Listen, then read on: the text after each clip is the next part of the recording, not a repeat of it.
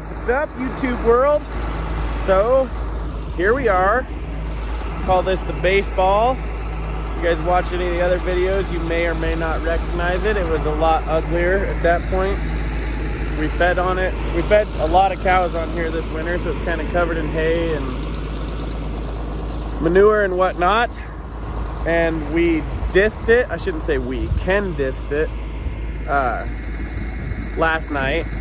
And I'm planting oats in it today. Ken roller packed it this morning, and then I'm just planting oats right behind him. It's supposed to rain tonight, so we're hoping to get these oats in the ground just right ahead of the rain. I thought I'd buzz you guys kind of through this drill for anybody for people that don't know absolutely anything about them. You might learn something. For anybody that knows anything at all about them, you're probably gonna laugh because you know more than I do. I don't know a whole lot. We'll start at the front. So this is a no-till drill.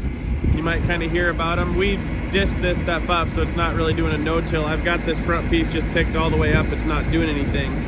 If you were planting into some harder ground that you hadn't farmed in a long time, you would drop these down into the ground, and they just kind of almost dig a pilot hole for the seed to drop into. Move back.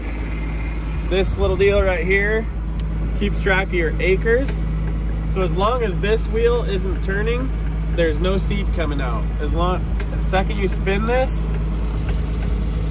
the seed starts falling out. I don't know if you guys are gonna be able to see that or not, but so when you lower it down, this starts turning.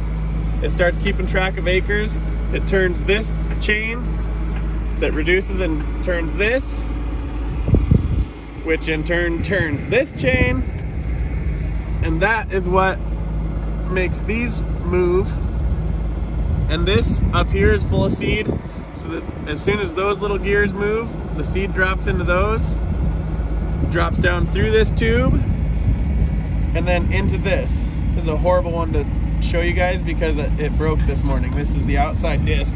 But most of them, they're in kind of a V shape, and they just kind of make a groove in the soil and drops the seed right behind that groove. And then with these wheels right behind them, kind of pack that seed in just a little bit, and then this rake behind kind of smooths the soil out. We've got a chain rigged up on here to kind of drag the soil out a little bit more. But here's the seed up here. This drill has an alfalfa box. Alfalfa seed's really, really small, and it goes into this box. We don't even have the chain hooked up for that. So there it is right there. Here's what oat seed looks like if anybody has never seen it before. And it is expensive. I can't decide if I'm an idiot or not for planting oats because they're expensive as hell, but I already made the decision, so I'm stuck with it. Yeah. So that is a no-till drill. You'll see this one says 3-point on it because it's actually set up. This front piece is an extra attachment. It's actually set up to hook up right here with your 3-point and pull it straight behind the tractor. And then whoever owned it before us mounted this extra piece on the front. And it works really, really good. So I'm gonna buzz through this little 3-acre, 4-acre piece, and then I'll jump up in front of my mom and dad's house and plant oats there. And hopefully it catches the rain tonight and it beats the weeds up. The baseball is planted, all finished. The longest part is the end because you can't turn sharp with a drill, or all of these will break off. See, I'm missing this wheel here. That's brand new. But these only have just a little bit of movement to them. So if you turn sharp, it breaks them. I should know because last year I broke a ton of them. So the end of the field takes quite a while because you go back and forth in straight lines, and then you've got all these corners to clean up. So the rest of the field goes pretty fast on fields this small, and then you spend about as long cleaning up your corners and stuff as you do planting the whole field. But it's done. We're on to the next one.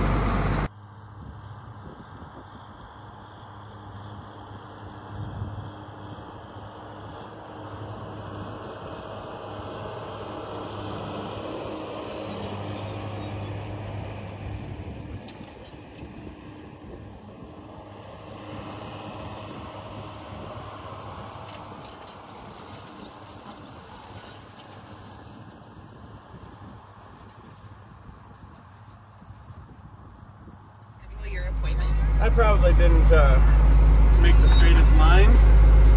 And starting with the 60 series by John Deere, which I think was in the early 90s, you didn't have to look right smack dab at the exhaust and the air intake.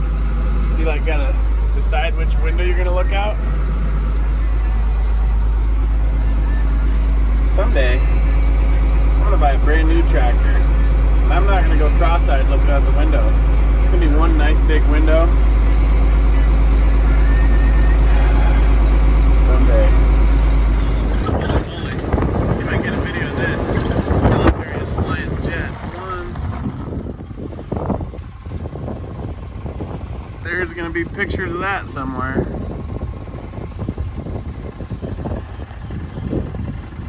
One, two, three, four, five, six, and then one to the side of it taking pictures. They're just about to fly in front of the tower. I can guarantee that's going to be in a calendar somewhere. That is awesome. Cool. Glad I caught that.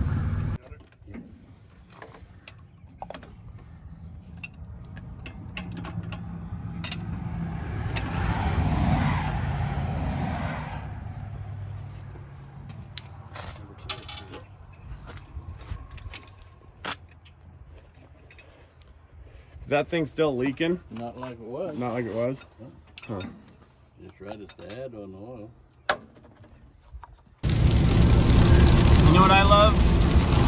Rain on fields that just got planted. It's a beautiful, beautiful thing. Yep. Hi. Like that high? Yeah. Hi. You ready? Yeah.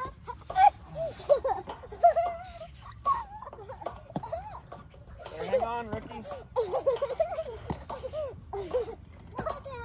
Slow down.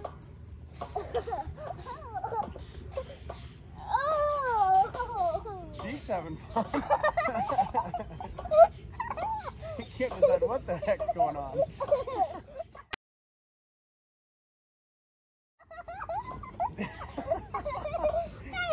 That's Deke's first tire swing.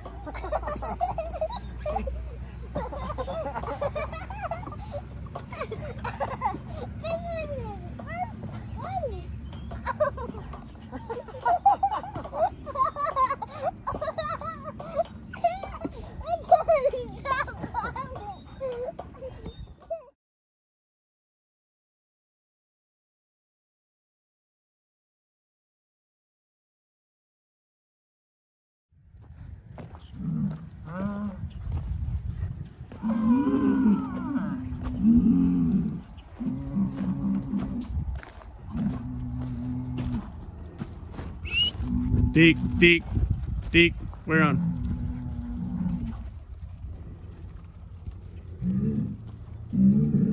Easy.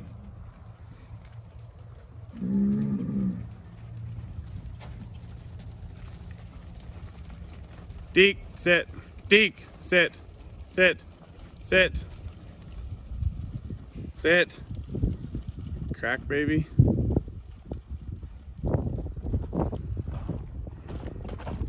Go jump in. Looks like he's going to jump in, but he's going to lay under the trailer so we can bite him when they go on. I know his tricks. I think border collies all share the same brain.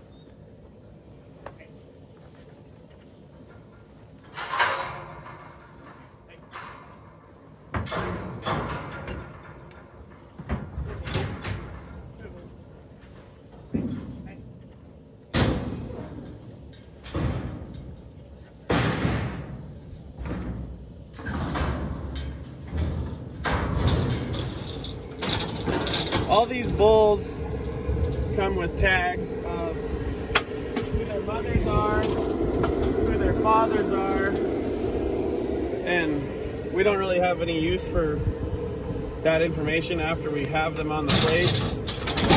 Bulls are notorious for losing ear tags, so the one that we're putting on every bull will get a 1, and that represents that they were born in 2021, and then the number behind it is just going to be 1 through 8 because there's 8 bulls. And the hip brand is just so if they lose their tag, we still know what bull they are, you know, 4 years from now or something. So that's the whole process that we're doing right now. We're putting our brand on them, and then a number brand on the hip, and putting our own ear tag in, turning them back out. Here's what it looks like.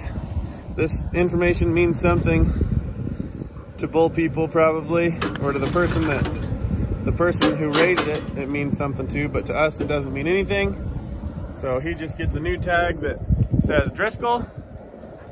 His new number is 14.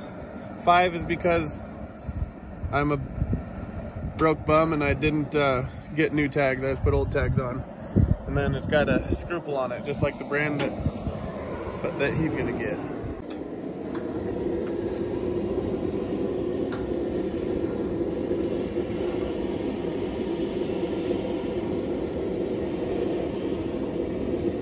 Bazanga?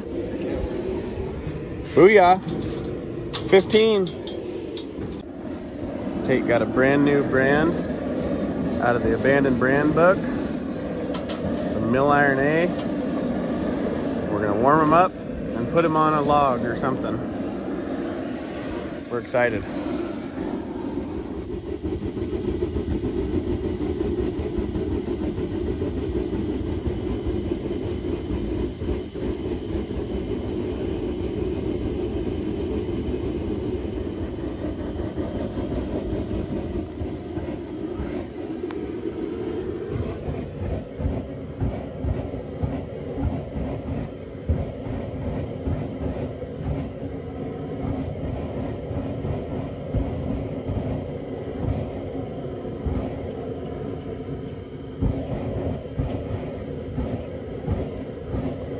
Nice. Like it? That's perfect. It's a pretty sweet brand.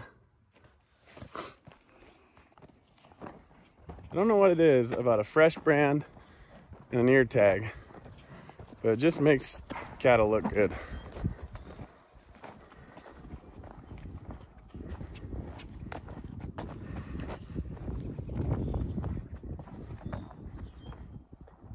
Guys, got about 20 days, then it'll be go time.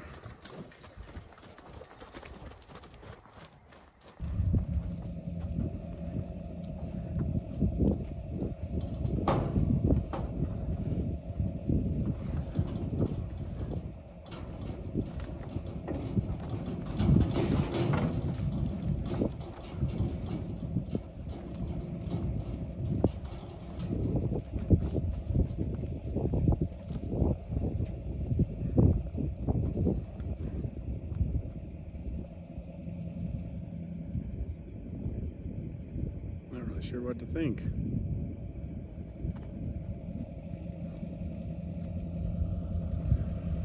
We sorted off the pairs. We left behind these dry heifers that have either lost calves or didn't get bred or whatever. We're just gonna run these bulls with these guys so they quit crawling out. And then we'll sell these heifers as exposed here after a while. If this big ornery bull ever gets off, I'll go get the rest. Well, another load anyway. Might get them all today. Didn't get to unload this trailer load exactly where I wanted to. Exactly where I got the tractor stuck during the storm. I think a guy'd put a culvert in there or something. Hopefully I can get out now that it's empty. Nothing to it, old son. Just a little heavy was all.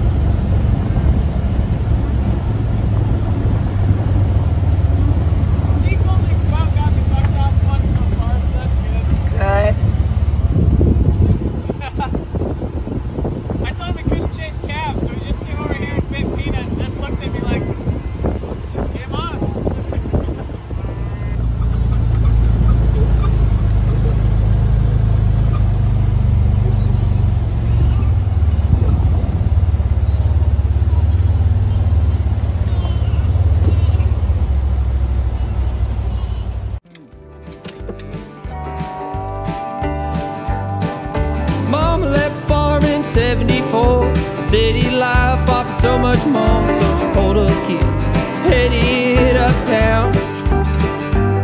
Yeah, my sisters and me, we didn't know no wrong, so we packed up, just carried along with the windows down. We pulled in Chicago with the windows down. We pulled in Chicago. My mom and dad couldn't figure it out. Come 8th grade, I was stepping out and spending time on the city streets. When mama took to drink, it's when it fell apart. We lost everything in the trailer park, but my sisters and me still had each other. Yeah, my sisters and me still had each other.